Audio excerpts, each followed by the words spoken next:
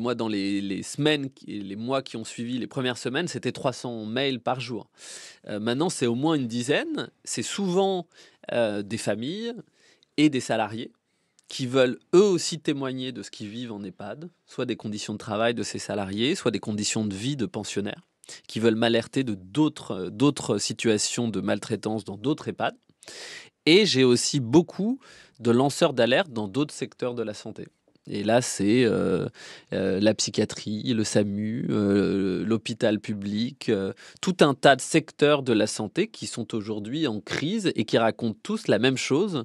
Le manque d'effectifs, la pression financière, le turnover, le problème de recrutement. Ça, c'est un problème de fond qui touche toute la santé française.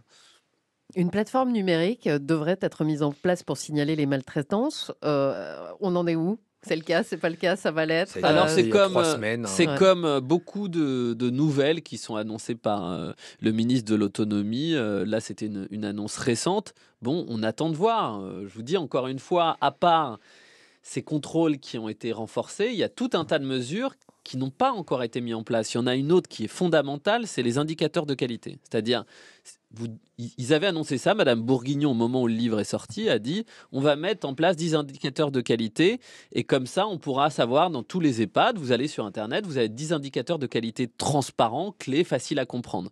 Bon, ils en ont mis en place que 5 et c'est pas encore actif. Et ils ont oublié les plus importants qui sont notamment le turnover et le taux d'absentéisme et le budget alimentation. Ça, ce n'est plus dans ce qui était prévu au départ, alors que c'est fondamental. Si vous savez ça, franchement, vous savez déjà globalement comment ça se passe dans cette EHPAD.